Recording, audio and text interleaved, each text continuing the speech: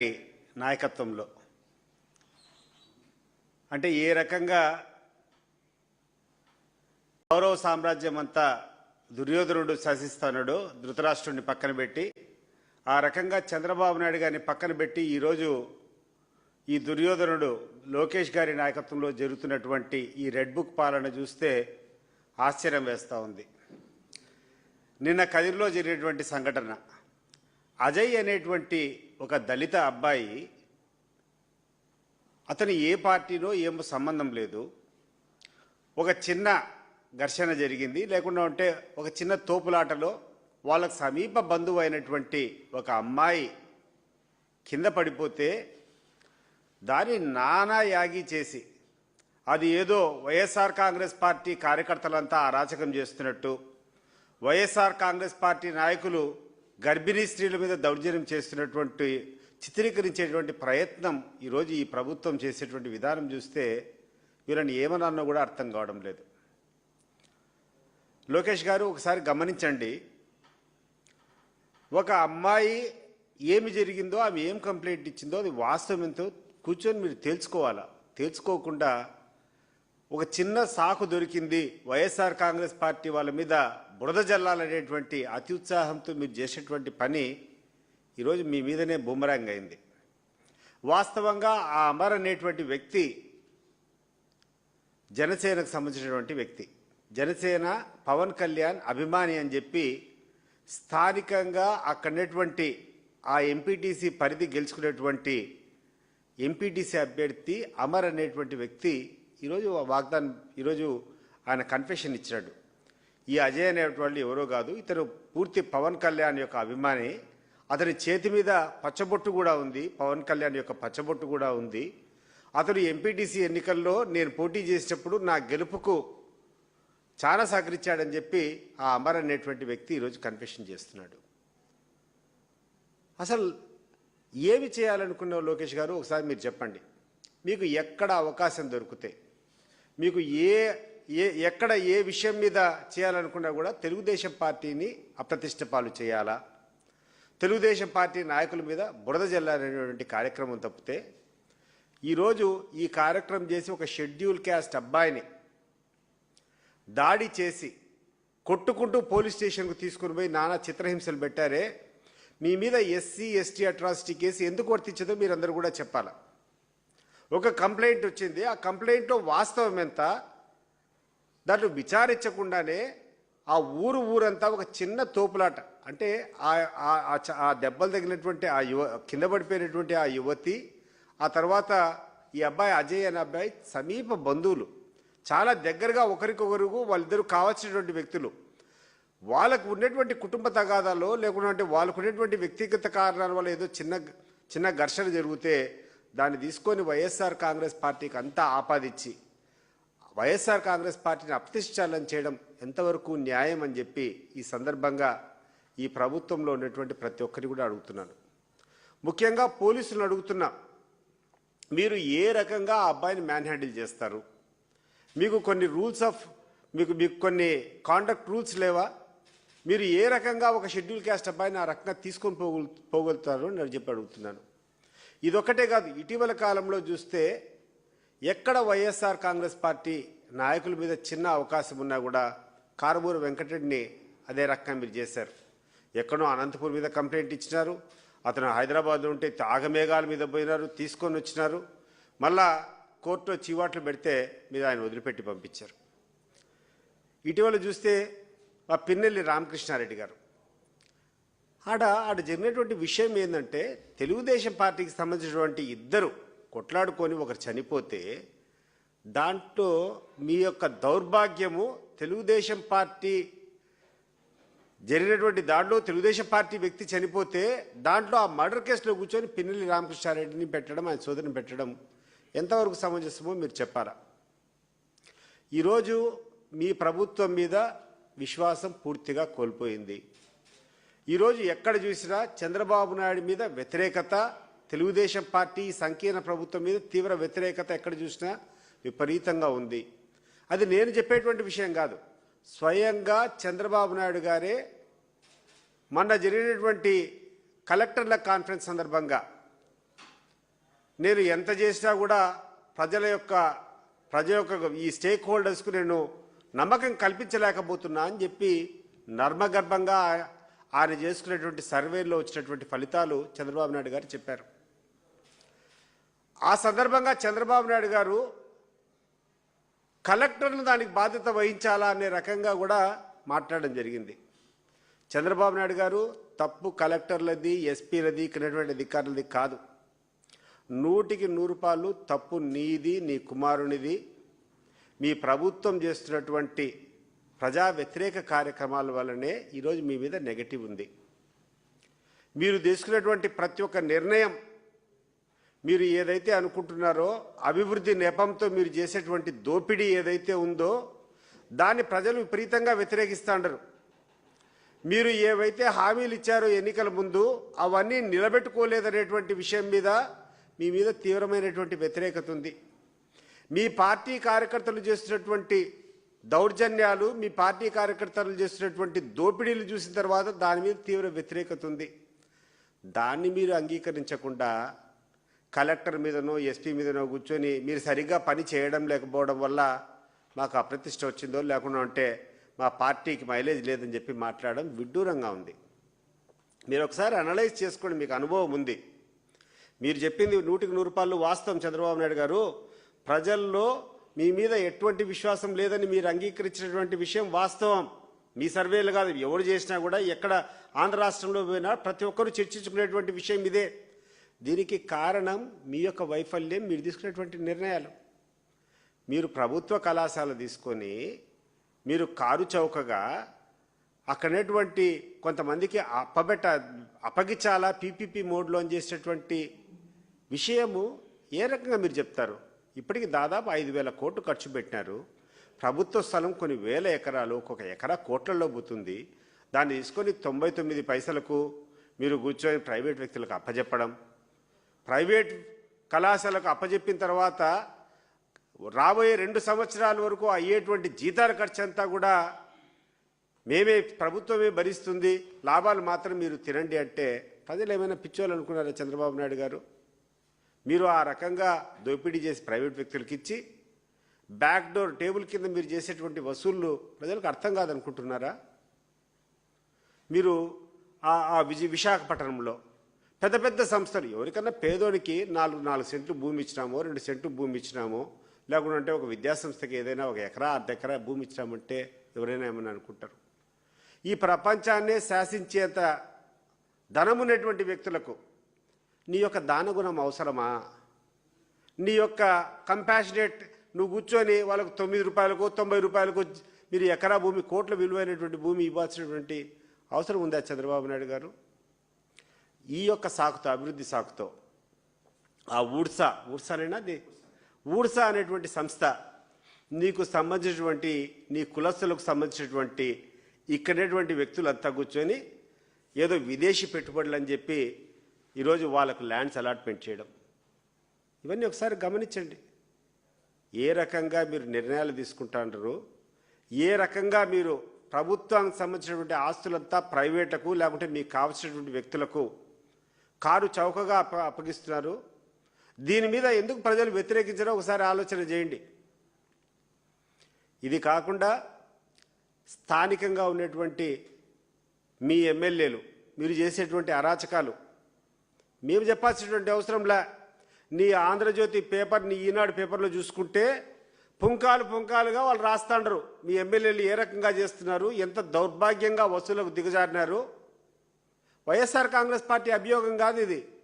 మీకు సంబంధించినటువంటి ఆంధ్రజ్యోతి, మీకు సంబంధించినటువంటి ఈనాడు పేపర్లో మీరు లోకల్ ఎడిషన్ చేస్తే మీ ఎమ్మెల్యేల ప్రవర్తన ఏ రకంగా ఉందో వాళ్ళే మాట్లాడుతున్నారు. మీ తరపున బాజా మోగినటువంటి పేపర్లోనే మీ ఎమ్మెల్యేల గురించి మాట్లాడుతున్నారు. కానీ మీరు వాళ్ళ మీద చర్యలు తీసుకోలే. ఎందుకు మీరు వాళ్ళ చర్యలు తీసుకోలేదంటే, మీరు వాళ్ళ మీద చర్యలు తీసుకుంటే మీరు చేసేటువంటి పనులన్నింటినీ కూడా వాళ్ళు ఎండగడతారు, వాళ్ళు ప్రశ్నిస్తారు. వాళ్ళ ప్రశ్నలకు మీ దగ్గర సమాధానం లేదు కాబట్టి నువ్వు పై లెవెల్లో నువ్వు దోచుకుంటున్నావు, కింద లెవెల్లో కూర్చొని వాళ్ళు దోచుకుంటాంటారు. అసలు లిక్కర్ స్కామ్ మీ పార్టీకి సంబంధించినటువంటి మీ తెలుగుదేశం అభ్యర్థి జయచంద్రారెడ్డి అక్కడ తంబళ్ళపల్లెలో రెడ్ హ్యాండెడ్గా దొరికితే ఈ రోజు వరకు అతన్ని అరెస్ట్ చేయకపోగా అతని కేసులో కూడా పెట్టలే. మీకు ధైర్యం ఉంటే ఒక ఓపెన్ కోర్టు పెట్టి తంబళ్ళపల్లి ఏరియాలో పోయి ఆ యొక్క లిక్కర్ మాఫియా ఎవరిది, ఆ యొక్క కర్మాగారం ఎవరైతే ఆ యొక్క స్పూరియస్ లిక్కర్ చేశారో అది ఎవరి ఆధ్వర్యంలో జరిగిందో తంబళ్ళపల్లికి పోయి అడిగితే, అన్నమయ్య జిల్లాలో పోయి అడిగితే ఎవరైనా చెప్తారు. ఆయన్ని వదిలిపెట్టి నువ్వు కూర్చొని మా జోగి రమేష్ గారిని అరెస్ట్ చేయడం అసలు ఎట్లా పోతోంది ఈ లోకము? నాకు అర్థం కావడంలే. ఇంత దరిద్రంగా మీ పరిపాలన ఉంటే ఇటీవల పవన్ కళ్యాణ్ గారు ఆయన కూర్చొని తాళ్ళు తీస్తా, నరాలు తీస్తా, రేఖలు లేకుండా నలుపుతా. ఏం సార్ పవన్ కళ్యాణ్ గారు, ఎవరిని నలుపుతారు? మీరు ఎందుకు చేస్తారు? అసలు నువ్వు ఇట్లా మాట్లాడడానికి కారణం ఏంది అని చెప్పి నేను అడుగుతాండా. నీ జోలికి మేము ఎవరం రాలేదే. వైఎస్ఆర్ కాంగ్రెస్ పార్టీ చాలా జాగ్రత్తగా నిన్ను ఒక్క మాట కూడా అనలే, నీ జోలికి కూడా రాలే. కానీ నేను పక్కన పెడితే నువ్వు తట్టుకోలేకుండావు. ఈరోజు కూర్చొని నీ ఇష్టానుసారము నీ ఇష్టం వచ్చినటువంటి బ్యాడ్ లాంగ్వేజ్తో నువ్వు కూర్చొని ఏదో పెద్ద రౌడీ మాదిరి తాట తీస్తా, తోలు తీస్తా. ఎవరిని సార్ నువ్వు తోలు తీయాల్సింది? నువ్వు చెప్పినటువంటి తప్పులన్నింటినీ, నువ్వు చెప్పినటువంటి వాగ్దానాలన్నింటినీ అమలు కాకుండా బాగా జగన్మోహన్ రెడ్డి గారు అధికారంలో ఉన్నటువంటి సమయంలో మీ కాపు వర్గానికి అంతా కూడా కాపు నేస్తామని చెప్పి డబ్బులు అందేటి ప్రతి సంవత్సరం. నువ్వు వస్తే ఇంకా గొప్పగా ఏదేదో చేస్తారనుకున్నారు. ఆ సామాజిక వర్గం అంతా నీతో సెయిల్ అయింది. ఈరోజు ఆ కాపు నేస్తం అనేది ₹1 ఎవరికి రాలే. ఆ రానటువంటి వాళ్ళకు తాట తీస్తావా? అమ్మలు తాట తీస్తావా? ఎన్నికల ముందు పెద్ద పెద్ద వాగ్దానాలు చేసావు, ఏంటో చేపిస్తావు, రాష్ట్రానికంతా మేలు చేస్తావని చెప్పి. ఈ సందర్భంగా ఒక చిన్న విషయం చెప్పాలనుకున్నా. ఒక ఊర్లో ఒక పెద్ద మార్కెటింగ్ స్ట్రాటజీస్ వచ్చి ఆయనకు ఒక ఏనుగు ఉన్నిందంట.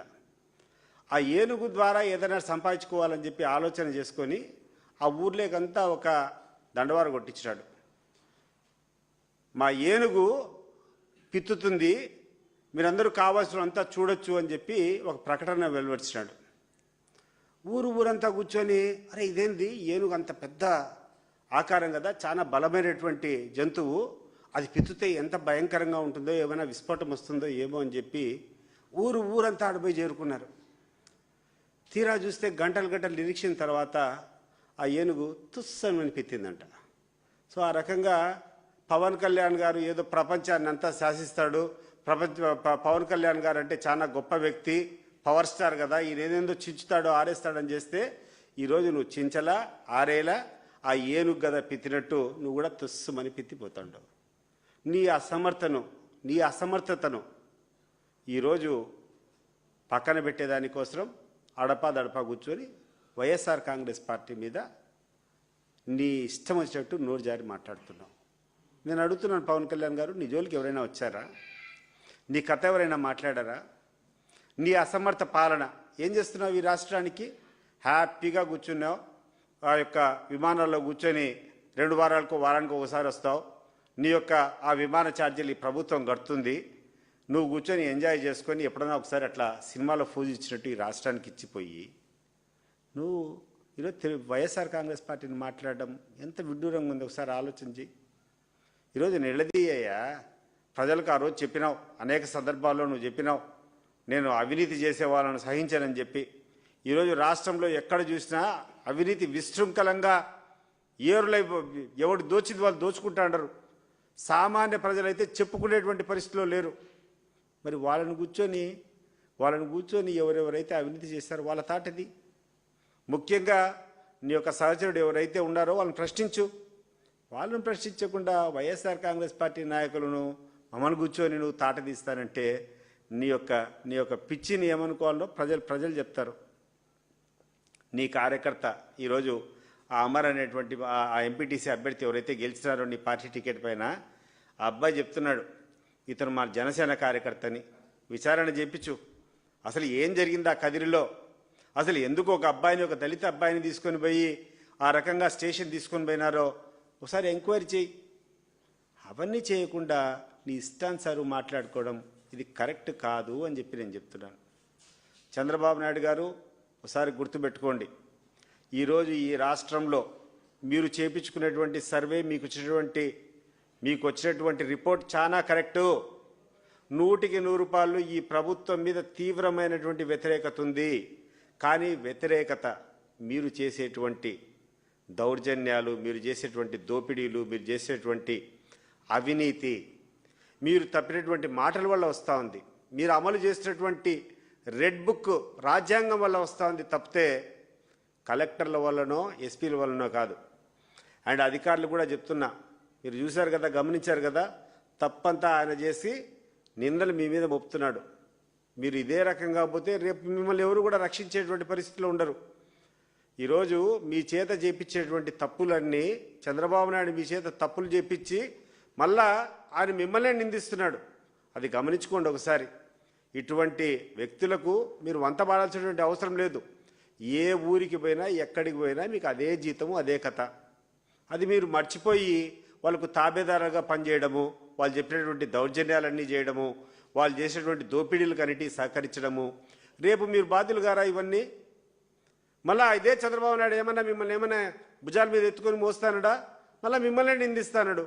ఆయన గ్రాఫ్ పడిపోతే ఈరోజు మిమ్మల్ని కలెక్టర్ సదస్సు పెట్టి కలెక్టర్ సదస్సులో మీరందరూ చేయాలంటాడు. ఏం చేయాలి మీరు? ఎందుకు మీకు చెడ్డ పేరు వచ్చింది? ఎందుకు ఈ ప్రభుత్వానికి చెడ్డ పేరు వచ్చింది? మీరు చేసేటువంటి పనికిరాని పనుల వల్ల, మీరు చేసేటువంటి అక్రమాల వల్ల, మీరు ఏ రకంగా ఒక చట్టాన్ని పక్కన పెట్టేసి ఒక వ్యక్తికి లేకుండా ఉంటే అధికార పార్టీకి మీరు సహకరించే విధంగా మీ నిర్ణయాలు ఉన్నాయి కాబట్టి ఈరోజు ఎక్కడ చూసినా కూడా వ్యతిరేకత వస్తూ ఉంది.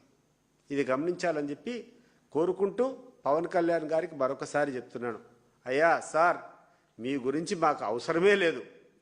నీ గురించి ఈరోజు నువ్వు అధికారంలో ఉండవు, నువ్వు ఎన్నెన్నో వాగ్దానాలు చేసినావు. ఆ వాగ్దానాలు అమలు చేసేదానికి ప్రయత్నం చేయి. లేకుండా అంటే ఎవడైనా తప్పులు చేస్తే వాడిని కరెక్ట్ చేసేదానికి నీకు ఉప ముఖ్యమంత్రి కదా, అది చేయి. అంతే తప్పితే నువ్వు కూర్చొనిది తెలుగుదేశం వైఎస్ఆర్ కాంగ్రెస్ పార్టీ వాళ్ళని ఏదో తాట తీస్తా, తోలు తీస్తా, ఇవన్నీ మంచి పద్ధతులు కాదు. అదే కాకుండా ఇటీవల కాలంలో ఈ పత్రిక, ఈ యొక్క మీడియాలో కూడా విపరీతమైనటువంటి పోగడలు. ఎందుకండి రాధాకృష్ణ గారు, కిరణ్ గారు, ఎందుకు ఈ రకంగా మీ పత్రికల్లో రాస్తారని నాకు అర్థమే కావడంలా. అసలు ఎక్కడనో తిరుపతిలో కూర్చొని వైఎస్ఆర్ కాంగ్రెస్ పార్టీలో బంగారు చోరీ, మీరు నమ్ముతున్నారా ఆ మాట? ఎక్కడికి పోతాండరు? ఏమి కథ? మీ చంద్రబాబు నాయుడు గారు మీ వ్యక్తి ఆయన పరిపాలన చేతగాక ఆయన ప్రజల్లో ఫెయిల్ అయితే ప్రతినిత్యం కూర్చొని వైఎస్ఆర్ కాంగ్రెస్ పార్టీ హయాంలో, జగన్మోహన్ రెడ్డి గారి హయాంలో ఏదో దోపిడీ జరిగినట్టు ప్రచారం చేయడం. మన కూర్చున్నారు, ఆ యొక్క పరకామన్లో దోచుకున్నారని చెప్తారు, అది తప్పు చేశారని మాట్లాడతారు. నిన్న కూర్చొని ఏదో ఆ గుడిలో తాపడం చేసేటువంటి బంగారు తాపడం చేసే దాంట్లో ఆ హయాంలో జగన్మోహన్ రెడ్డి గారి హయాంలో దోపిడీ, ఆ బంగారు దొంగతనం జరిగిందని మాట్లాడతారు. ఎక్కడన్నా ఎవడైనా పనికిరాని పనులు చేస్తే వారి మీద చర్య తీసుకోండి. ఆ ప్రభుత్వం మీద ఏదో తప్పులు చూసుకొని పోవడము అండ్ వ్యక్తిగతంగా ఏంటంటే హిందూ ధర్మాలంతా మీరు చేసేటువంటి చౌకబార్ రాజకీయం ఏంటంటే జగన్మోహన్ రెడ్డి గారు క్రిస్టియానిటీని నమ్ముతారు కాబట్టి ఆయన మీద హిందువుల మీద అంతా వ్యతిరేకం వచ్చే రకంగా మాట్లాడము ఇది మంచి పద్ధతి కాదు అని చెప్పి మీకు చెప్తున్నాను. ఒకసారి పులివెందుల నియోజకవర్గంలో కానీ కడప జిల్లాలో కానీ మీరు ఒకసారి రండి. వైఎస్ జగన్మోహన్ రెడ్డి గారు 2 సార్లు ఎంపీగా ఉన్నారు, ఆయన ముఖ్యమంత్రిగా ఉన్నారు. ఆయన దాదాపు 14-15 సంవత్సరాల నుంచి యాక్టివ్గా రాజకీయాల్లో ఉన్నారు. దాని ముందు రాజశేఖర రెడ్డి గారు 1978 నుంచి ఉన్నారు. ఎక్కడైనా ఏ హిందూ దేవాలయానికి కానీ ఏ హిందూ వ్యక్తికి ఎక్కడైనా ఒక చిన్న అన్యాయం జరిగినట్టు మీరు ఎక్కడైనా నిరూపిస్తారా? వాళ్ళ హయాంలో పులివెందుల నియోజకవర్గంలో గండి ఆలయానికి దాదాపు 30-40 కోట్లు ఖర్చు పెట్టి ఆ యొక్క గండి ఆలయాన్ని అంతా కూడా నిర్మించడం జరిగింది. ఒకవేళ జగన్మోహన్ రెడ్డి గారు హిందూ వ్యతిరేకైతే ఎందుకు చేస్తాడు? అది పులివెందుల్లో ఉన్నటువంటి కృష్ణాలయం ఉంది, దానికి 7-8 కోట్లు ఖర్చు పెట్టి చేశారు. పులివెందుల్లో ఉన్నటువంటి ప్రతి గ్రామంలో కూడా CGF నిధుల కింద ప్రతి ఊళ్ళల్లో కూడా విపరీతంగా 50 లక్షలు, 70 లక్షలు, ₹1 కోటి, 2 కోట్లు, కొన్ని 100 కోట్లు ఖర్చు పెట్టుకొని ఆలయాలను అభివృద్ధి చేసింది ఆ కుటుంబమయ్యా. వాళ్ళు ఏ మతమైనా కానీ, వాళ్ళు ఏ దేవుడైనా విశ్వసించని, ఒక్కరోజు కూడా ఒక్క హిందూ మతానికి చిన్న మచ్చ కూడా వాళ్ళు తీసుకొని వచ్చినటువంటి కార్యక్రమం చేయలే. కానీ వాళ్ళ మీద మీరు మాట్లాడేటువంటి ప్రచారము, మీరు చేసేటువంటి విషయ ప్రచారం చూస్తే ఆ దేవుడే నిజంగా మిమ్మల్ని శిక్షిస్తాడు. మీరు చేసేటువంటి అపరాధాలు అంతా ఇంత కాదు, దేవుణ్ణి అడ్డం పెట్టుకొని రాజకీయం చేసేటువంటి నీచమైనటువంటి పరిస్థితికి మీరు వచ్చినారు. మీకు ధైర్యం ఉంటే, మీకులో నిజాయితీ ఉంటే రండి, మీరంతా ఎవరెవరైతే ఆయన మీద అభియోగాలు మోపుతున్నారో ఏ కార్యక్రమమైనా ఒక హిందూ ధర్మం నమ్మినటువంటి వ్యక్తికి కానీ, ఒక హిందూ ధార్మిక సంస్థకు కానీ, ఆయన జగన్మోహన్ రెడ్డి ద్వారా కానీ, వాళ్ళ కుటుంబ సభ్యుల ద్వారా కానీ ఎక్కడైనా ఒక చిన్న అపరాధం జరిగింటే మేము దేనికైనా సిద్ధం. కానీ దేవుణ్ణి అడ్డం పెట్టుకొని నీచమైనటువంటి రాజకీయాలు గడిపేటువంటి ప్రయత్నం చేస్తున్నారు కదా, ఆ దేవుడే మీకు సరైనటువంటి సమయంలో బుద్ధి చెప్తాడు.